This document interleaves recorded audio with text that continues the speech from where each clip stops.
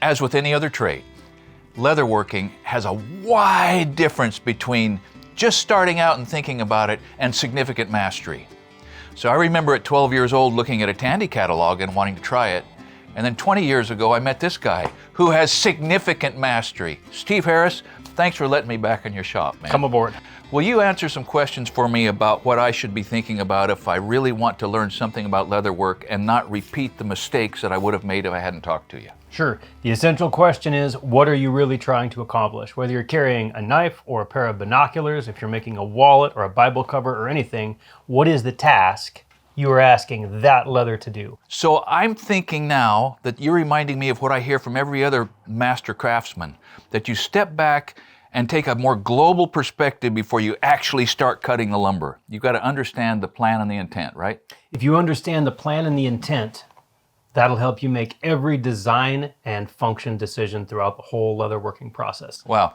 So don't discount this. Don't think that the philosophy of preparation is somehow less important than doing the work. It's key. Okay, it's key. So wrapping your head around the philosophy of understanding what you want to make, it occurs to me the next thing has got to be the material, right?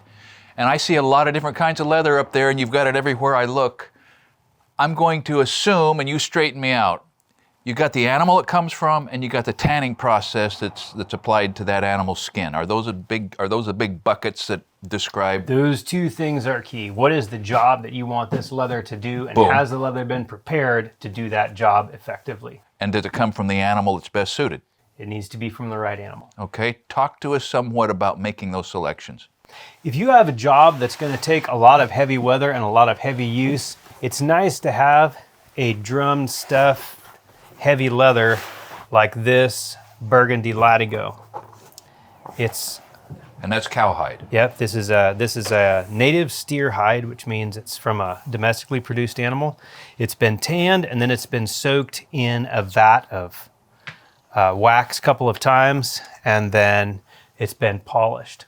If you want to make leather that's going to be durable and form, you're going to select something like this 11 ounce, 12 ounce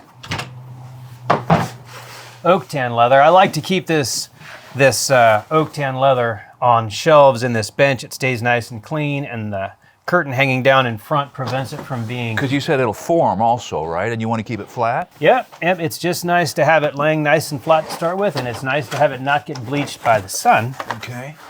More cowhide. Yep, this is also cowhide. Now, I do a lot of rawhide braiding, and selecting rawhide from exactly the right animal and preparing it in the right way is a great big topic. But along with my rawhide, I will often use some of this drum stuff kangaroo. Now, this is essentially a whole hide of an animal, and I cut a running string around and around and around the edge, and then on my jig tool, I pare it down to the correct width, and I bevel all four corners, and I do some braiding on this. This is a drum stuff roo. It's very dense. If I pull this really strongly, you can see that I've distorted the leather a little bit, but not very much. This leather does not have a tremendous amount of stretch, and it's very even in thickness. If you were to compare this with, say, the hide of a sheep or a goat, this kangaroo skin is a lot more consistent from one end to the other, which makes it perfect for braiding strings and things that take a lot of wear, like wallets and... Just the way it comes off the animal, it's more uniform in thickness than what happens through the process. That's correct. So let's back up. You mentioned sheep or goat. If you stretched a piece of goat hide like that, it would have stretched and deformed more? Yes. Okay. All right. And you don't want that in this. It would have stretched and deformed more in some places and not so much in others because there's more variance in its temper. Okay. So what kind of a use would you want that ability to stretch and deform? I mean, goat skin, sheep skin, pig skin, where do you use those things? Pig skin's used for things that are not very expensive.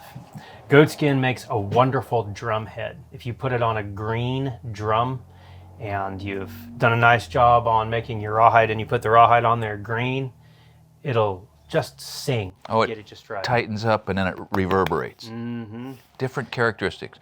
And those are functions not just of the animal but of the process. Talk about the processes.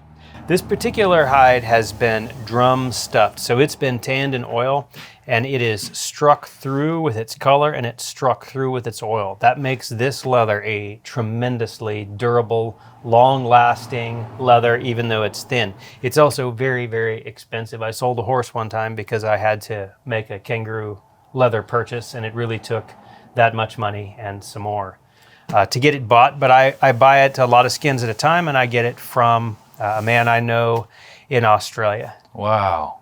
It's the right material for a certain job, but you don't make a saddle out of this. You don't make garments out of this. It's not flexible and supple enough to be comfortable in anything but soccer boots. Okay, so the pro tip here is acquaint yourself with the animal and the tanning process to match the job that you've conceptualized and understood from the beginning. That's right. Those are the first 2 pro tips. Correct. Bingo. Okay, so we're understanding a little bit. You bought a used knife. It took you a lot of effort to get it to the condition it would have been had you bought it new, but you needed to buy it used. I assume this is not the set of tools you started with, right? No, this is a lifetime collection of tools that I have bought. I have a few tools that I started with in the very beginning. This number 3 common edger is actually one of my first tools. I've done a lot of work with it, knocking off these edges with a file, sharpening and polishing this a lot over the years. But using inferior tools over the years, it has slowed me down, and it has caused my projects to not come out as nice as I would like it to. This C.S. Osborne Bissonette edger is a better quality tool. It's made of good steel, but you can see I've struggled with it a little bit. It's been upgraded with the drywall screw here. I spent a lot of time sharpening and polishing this tool. These C.S. Osborne tools are hard. They're a good quality company. There's a lot of integrity there, and you're going to need to expect to do some sharpening and polishing on these tools before you can use them. Punchers, edgers, or anything. This Berry King tool is as good an entry-level tool as a guy can find. They handle well. They are made of a hard piece of steel. They're easy to sharpen. This is a great tool now in 2025. It's going to cost maybe, I'm not sure, not a tremendous amount of money. This Ron's tool, if I had a complete set of Ron's tools, I would be deliriously happy. But they are quite expensive, and this is outside of what a beginner really needs. If you're trying to earn a living and feed your children, buy a set of these. They're going to stay sharp. They're not too hard to clean up. And on days that you're trying to produce a lot of work, it's nice to have a tool that you're going to be able to rely on. But for a person who wants to have a few good tools to do nice work with, I think a tool like this Berry King is a great place to start. That's a great synopsis. This lightning bolt hammer right here, I bought at Sears in 1999, and it has served me quite well. It's tack hammer. I made a lot of saddles and a lot of other things with it. It is an acceptable hammer for its job. This Ken Jordan hammer is a wonderful hammer for shaping and forming leather. You can probably buy a hammer like this, but if you're moving a lot of heavy leather, if you're making seamless swell covers on heavy saddles, if you're rubbing in gullets and things, a tool like this is really great to have. Good quality punches matter a lot. This is a rotary punch. This is as good a quality rotary punch as you're going to find. They have very few useful applications. A rotary punch is not a substitute for a set of punches. Now you can see that I have a variety pack of punches here. Some of these are Osborne's, some of these are off-brands, but all of them have been cleaned and sanded and polished. When I'm punching through heavy leather, I like to get a little piece of paraffin wax or beeswax, and I'll just touch it to it.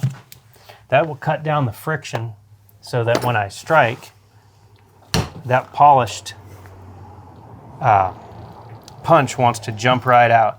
If your punch is hanging up in your leather and you're having to wrestle with it to get it out, you're wasting a lot of valuable time and wearing out your wrists. So if you have to buy lesser quality punches, it's important to spend time with a Dremel tool, cleaning them on the inside, and with sandpaper, polishing them on the outside until they have a mirror finish.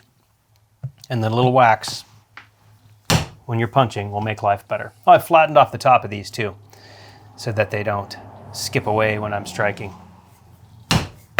It's really important when you are cutting to keep your blade sharp. It's actually not just about preserving materials, it's also about safety. When your knife is dull, whatever kind of a knife it is, there's a tendency to get your left hand out there to get more pressure. Well, you can see that that could be a trip to the hospital, and it's at least time to get the tape out of the drawer. So keep those knives sharp so you can do good work, and also for safety, because the sharper the knife is, the easier it is to keep your left hand out of the way. When it comes to ornamenting leather, there are a lot of wonderful stamps available. Some are custom made, some are factory made, some are domestic, some are from far away.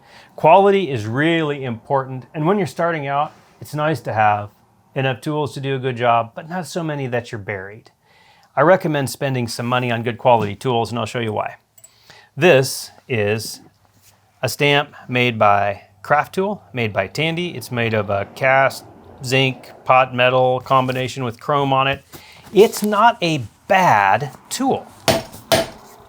That's the kind of impression that it makes. This is nicely cased leather, and that's about as good as you can get. This custom tool, this was given to me by Joe Reed years ago when I was just starting out. Do you see that it makes a much crisper impression? It's worth it to spend extra money on your stamping tools to buy good quality ones that are going to do good work. That's important whether it's stamping tools or whether it's a swivel knife. This swivel knife here has a polished hollow ground blade. Now this is just a Tandy handle, but the knife blade itself is hard. You can have these made by your favorite machinist. You might be able to make it in your own shop, but you want to have consistency in this pitch and a really straight polished edge. I'm gonna roll a line on here. That'll be fun to do, and it should be effortless when you are cutting. If your knife blade is making noise, you know it is too dull or not polished enough. So you make a deep cut and then taper out, a deep cut and then taper out. I gotta step in here. Can you see how beautiful those curves are? That's something I couldn't do in the first 500 tries. That is effortlessly, that's one of, I think there was a guy who wrote an art book, Howarth, I think. His 7 Lines of Beauty, it's worth looking up, but it takes practice and an artistic sense to be able to make curves that beautiful, Steve. I don't know how you're gonna teach anybody that. I will say they should start with a good quality knife and they should polish it. And I will also admit that when I have a student in the shop, I lay out a pretty big chunk of leather perfectly cased. I put a sharp knife in their hand and then I leave them alone and I do not pick at them. Yeah. And my expectation is they're gonna cover that whole thing with elegant lines. Yeah, elegant lines. But if they're dull, they're gonna make a chattering mark. If they're dull, they're gonna make noise. If it's dull, get out your 600 grit, get out your 1200 grit, sand the thing till it's nice, polish it with a couple kinds of rouge, because a good knife is quiet and smooth. Beautiful. Once you've got your nice lines cut, it's important to go after them with a good quality beveler and to choose a maul of the correct shape. Here among my beautiful Ken Jordan and Barry King mauls, I'm going to select one that belongs to actually an apprentice of mine, a young man that I really respect. He is still in the shop sometimes, even though he's graduated. And I'm gonna demonstrate to you 2 different qualities of beveling. So this isn't a bad quality beveler. This is as good a Tandy beveler as you're going to be able to find.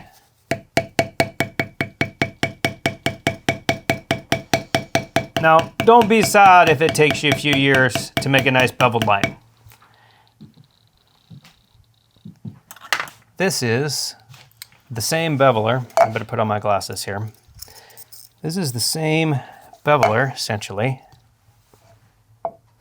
but it's a custom tool. And I'm gonna actually switch mauls. And the reason is it's so much sharper.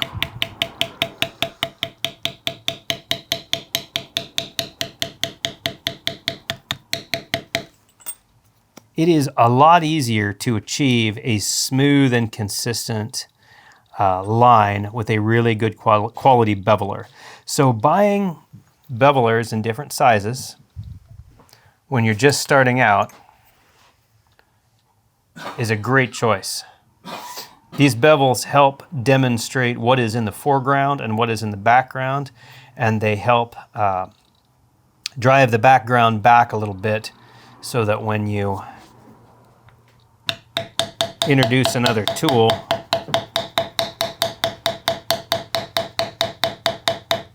it adds to its finesse. This is a Hackbarth tool that I bought a long time ago. It's called 7-pedal, and I really enjoy it. I usually put my, I need a heavier maul. Usually put my border stamp tools on going away from me so that I can see my spacing.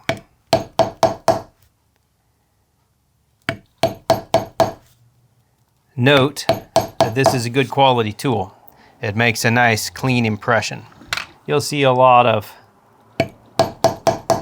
this for a border stamp, and it just has, to my taste, a lot less class. And I would also, I'm a braider in the Vaquero horsemanship tradition and a saddle maker in that same tradition. So putting a little more work into the designing honors the horse and the tradition. And it's worth it to me to go back over the braiding and add in this little between piece. It's also nice because sometimes you wind up cheating your inside curve. For one reason or another, you wind up having to put your stamps a little closer together, like these 3 hearts, and now I'm going to have to put them a little farther apart for some reason. Well, when you're coming back to revisit it with your in-between stamp, and they're very close together like these hearts are, or farther apart, it makes that transition easier. So there's a big difference in the workspaces of people that are doing something for love or people that are doing something for money. And, you know, Robert Frost has that beautiful poem where he says that his goal in life is to make his vocation and his avocation one, as your 2 eyes are one in sight. Well, when you walk into Steve's shop here, you can tell that even though he's doing this for a living, he loves it. Right down to his bones, he loves it. And there's order here, and there's flow, and there's the freedom of a little bit of chaos. I mean, because a little bit of chaos invites some freedom, and a lot of chaos invites more chaos. So I hope you've been able to tell, looking into the background here, that man, this is a great space. And I've been in here a couple times when he's had a couple apprentices. Sometimes his little half-pint girls in here learning to do this, and they make the prettiest thing. Where's one of those hearts that they've been working on? Right there, right there. Had it be one of your girls making that, right? Yeah. So That's there's for evidence. Original design. There's evidence of what is going on in here is happening not just for money, but also for love. So Steve, congratulations on carving a niche out of leather here in this little part of Southern Oregon. Thanks for all the help you are to me and inspiration in a lot of ways. It's good to be here. God has been kind to me, and I'm really grateful that I get the privilege of doing something for a living that I consider to be honorable and that I see has a durable value over the long term. It's made of cowhide. It's not going to last forever, but I hope the investment in people's lives does. How about that? Thanks for watching Essential Craftsman. Keep up the good work.